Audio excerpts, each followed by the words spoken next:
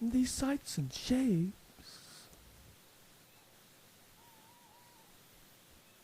An inequality of attraction. It wasn't so much. It wasn't so much how he loved her more. That was only her due. But that's all he intuited was or would be true.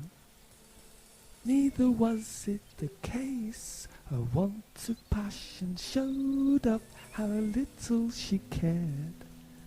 More the dismantling premise that decreed beauty need simply be there, while most of us in our two-star cages dream of earthquake as a total individual for a glossy consensus. So she aches.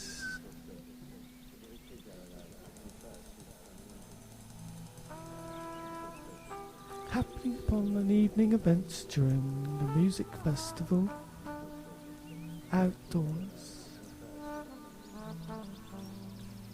A curious diversion.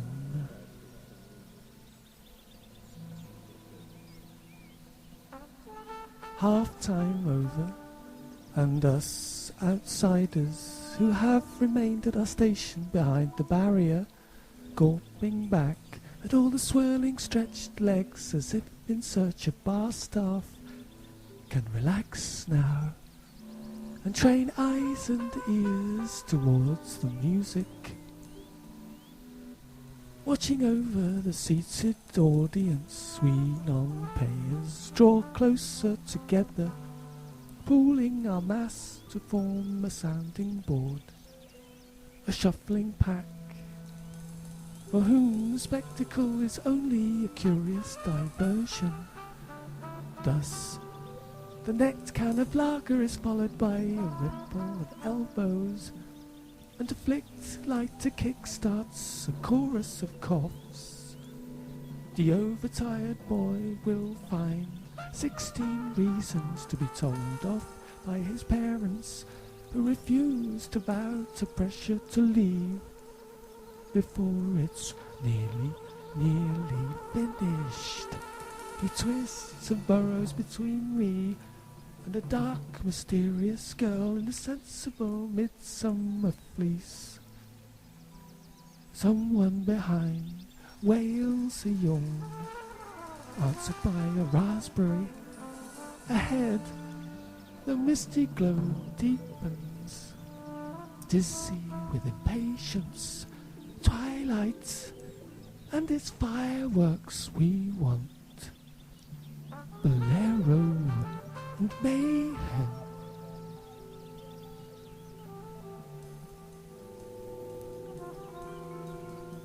A dispiriting return home.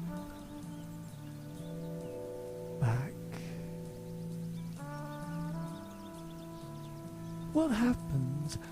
I go away for a short break and furniture shifted, angles skewed, lights hanging a little low. All is not quite as it should be. Have I gained an inch or two? Acquired a new ranginess, held that scanned stretch. Carpets more noticeably worn in places.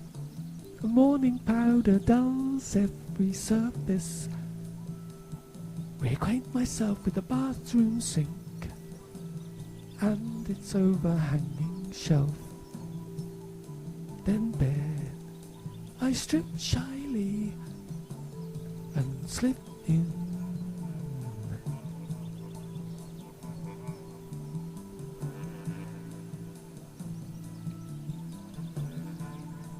Further proof required in the object of your affections. Mrs. Magpie.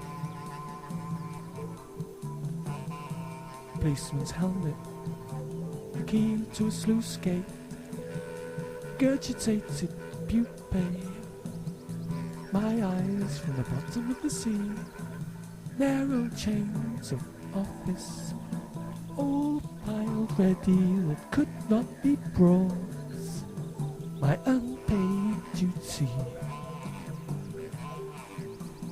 They hear your necklace shrug, the kindling catch of prized doubt and steal away.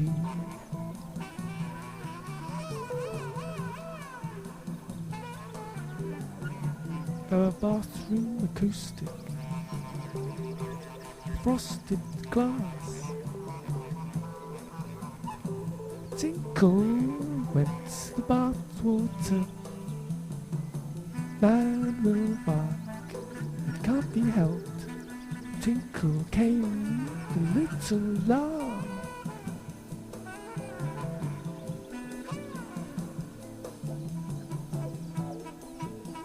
A distressed text, self-sense, vertigo. Thanks for the ride, but now I've flown too high to where there's no propulsion, forward or back, floats back down. Grass is down.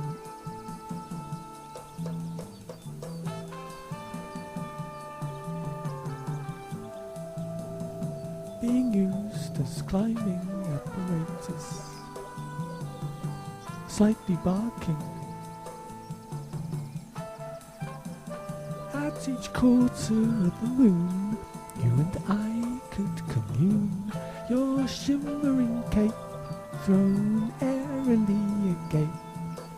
I'd skitter across your marvelous skin, squiggle and tickle about your limbs, this ridiculous tale, my saving grace, licking the sap off of my face.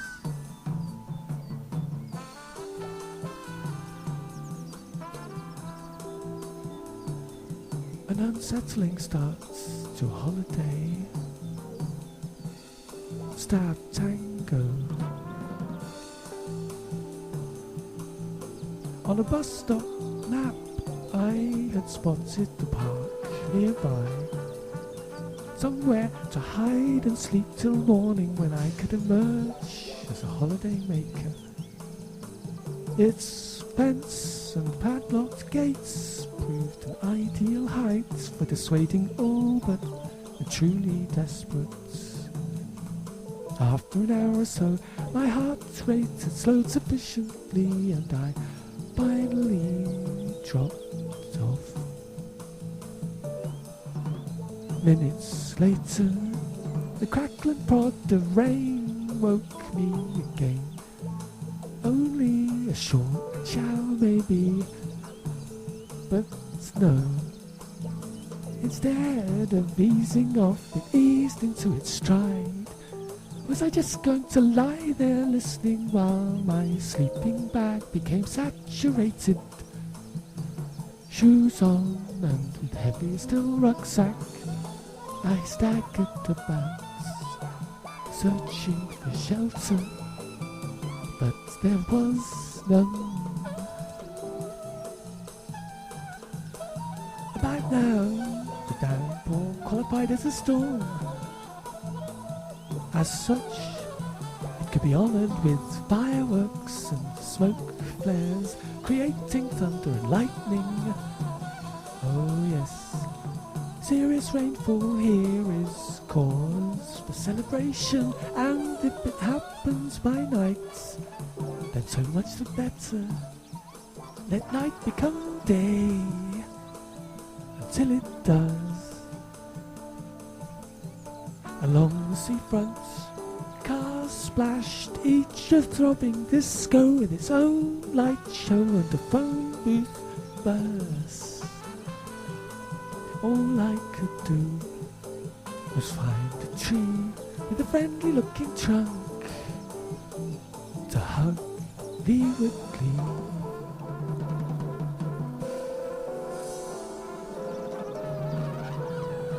Later that day, sit just there over the balustrade promenade wall, swaying shoulders, walking tall, earrings dancing in wild russet curls, sideways glancing Romany girl, dressed in gear gathered gold in seconds across the sifted scorching sand, really quite handy, well within reach. Could she be heading for Altogether Beach? Earlier discounted on account of salty old geezers, the sheer amount of the various others, invariably male. Fearlessly there was she, further down the trail, amid terracotta from chiffon how she bloomed, and anywhere she felt like pointing perfume, eyes sidled down alongside, stripped and lay, waiting unnoticed like a manta ray.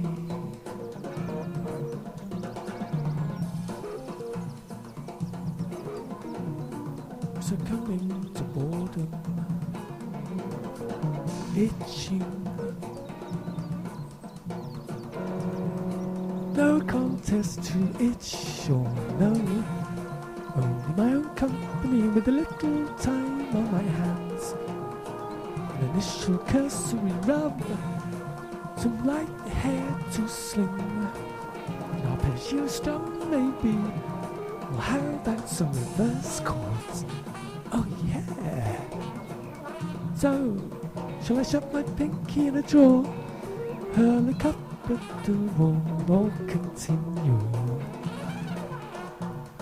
Scissoring legs just causes friction. It's out with the claws, the preemptive raking. There's a white flag waving down there, but now I warm to the task. Amid the carnage, I'm aware my itch is nipped off to apply for relocation. I can hear its muttering, just out to be a shot.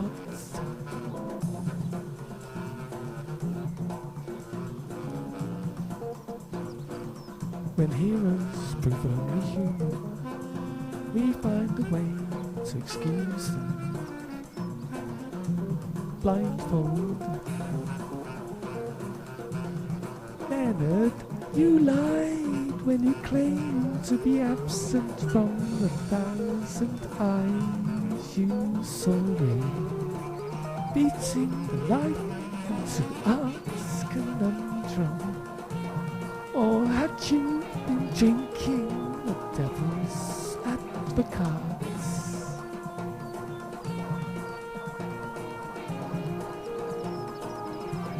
Speculation about one's origin. Here I am. Tell you what, how about this? One pocket's got the Joey, one pocket's got a 2-bob bit. You pick the coin, we flick the coin on it.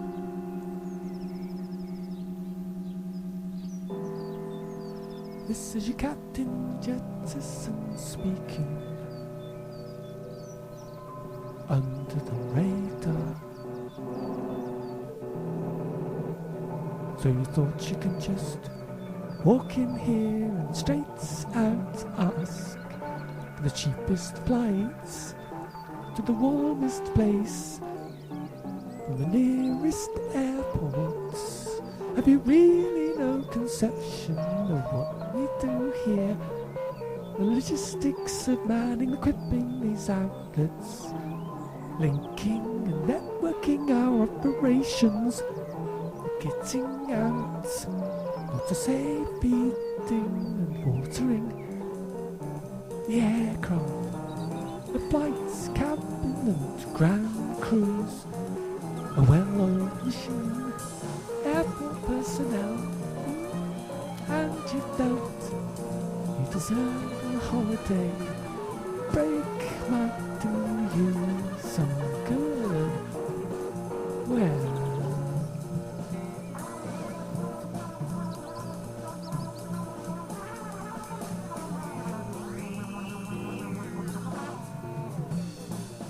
boys being boys, second best. Two grown men here on holiday from different parts of the wintry north, enjoying each other's company, throwing frisbee, or more accurately a plastic picnic plate. Both equally adept spinning this flying saucer to within catching range of 15 or 20 meters apart, breaking a sweat. The concentration required to unleash the perfect backhand slice, the one that looks so effortless, and the joy of making the corresponding catch, the casual take, both on the trail of that weightless pitch. The frequency of throws increases, both daring the other to quit, to capitulate, both aware that victory awaits. Just a breeze, an eddy, and oops, decapitation.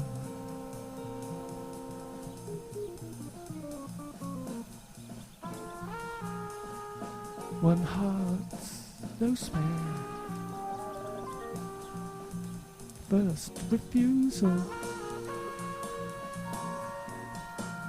A new life, new start, another chance. I offered your heart. You knew that I knew that you knew we knew. Our words just weightless, lips like glue. Now faith hangs heavy, disbelief circles above. How could you possibly turn your back on this love?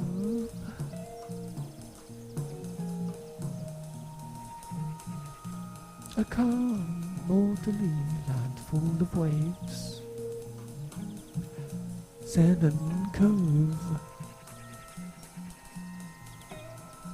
cornering ranks of returning army, applause at first lights. They grin unanimous as they jig dear ashore, and fizzing fallouts.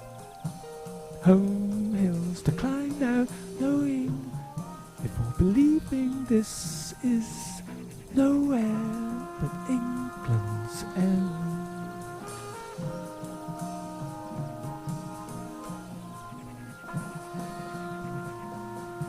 About a bedroom could be mine.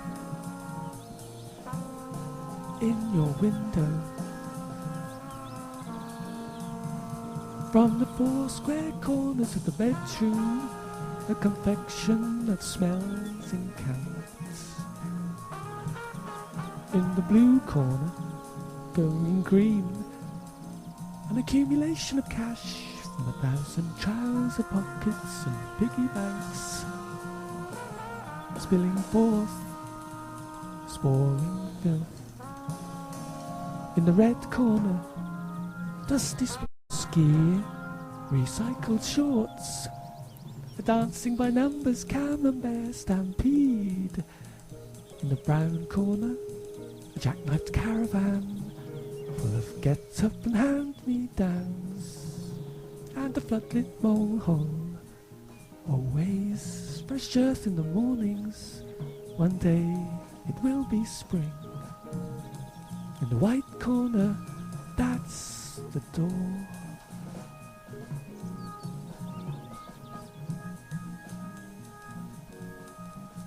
Hijinks suggested in a 60s flat. Boomerang pie. Our tripod part harmony, ricocheting, bouncing, circumventing as overhead a hoover sucks, gargles and blows. It's come and go, to and fro, while down below we claw our way over, laughing yes, weeping no.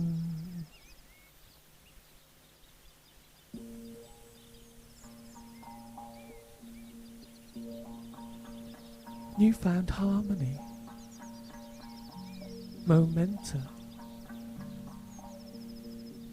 my future, my past, wrapped up in the presence, the sound of stereo satellites, compounding left and right, the way of synchronized seagulls heading for the hills, the look of incestuous royalty, scintillating lady, I have to hand it to you.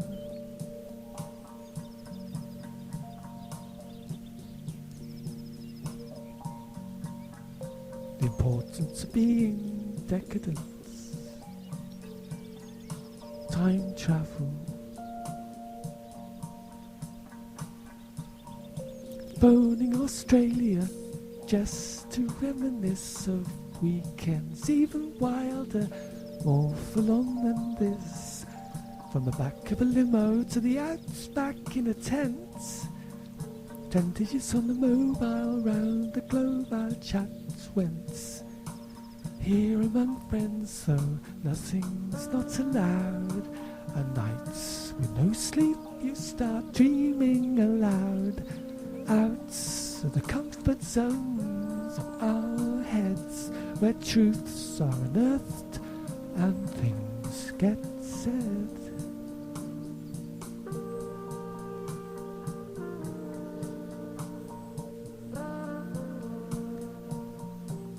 The dying days of the local flea pit cinema, comfy projectiles. Before the feature came the adverts, 5 in all, mercifully short. Firstly, a car ad, my kind of car I enthused. Third up was the same car ad. We registered the rerun, nodding. Lastly, and yet again went the calendar for a spin around the deserted city. Maybe not, I whispered.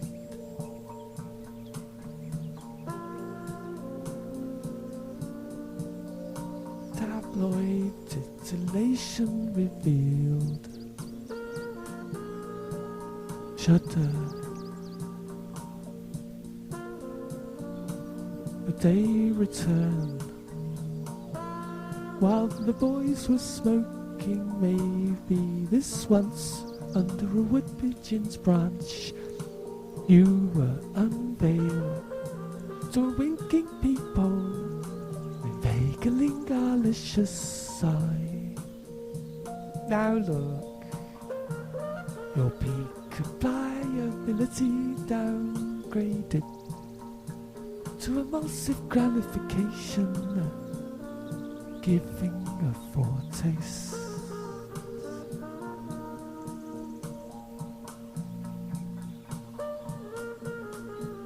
Appearances,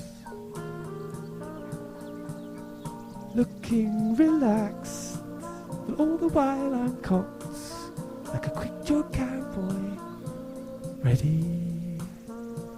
These G-forces I'm holding fast against whilst gripped by some transmission or other.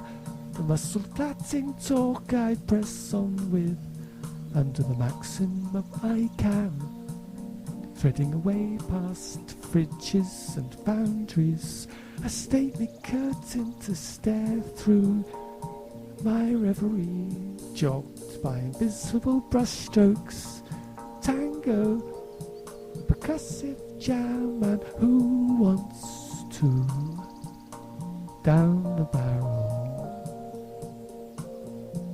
Gifted with patience, otherwise unmodified, and this will be ammunition to shoot me down with. Looking rather disgruntled in the throes of ecstasy, inevitably, after agreeing that whispering would be so much easier and well appropriate to our closeness, but that along with sound and touch came a sharp increase in the volume of taste and perfume. We felt earboxing and an all-out clothes grapple, each straining for the upper hand sliding down. At one point I decided to cut my losses, make away with your ass. You sat in my crotch, sent me into reverse, pinching my oxygen. A truce of the sumo, I realized levitation was imminent. You growled, the pair of us choreographing some primordial cha-cha. And the ancestors dropped in to ask, can we have our hips back? Sighing over this respiratory resumption thing and having to leave so soon. Our message delivered.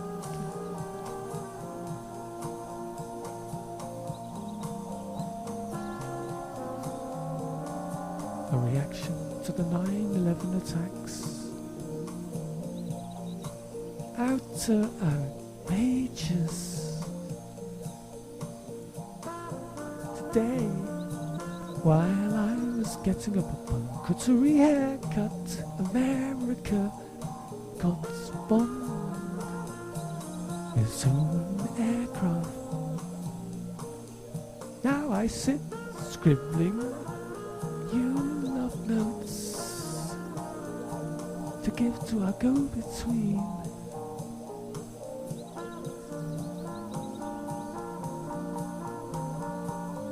Feeling surplus to requirements, persona non greatly. Feel free to tip me off with the toe of your exquisite boot if someone should appear you might care to relate to.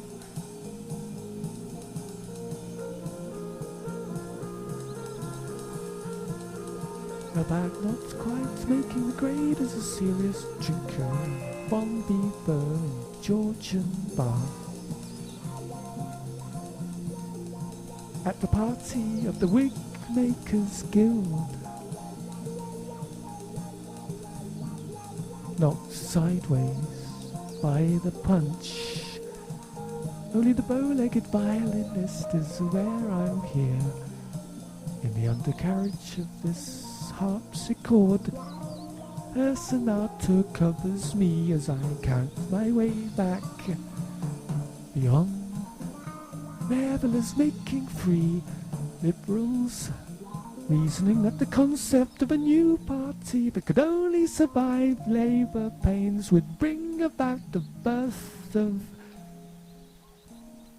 plotting the roots through glistening faces, steady progress past patty cakes, tickle torture beneath the well-oiled stares of familiar portraits, avoiding my own reflection and, of course, the punch.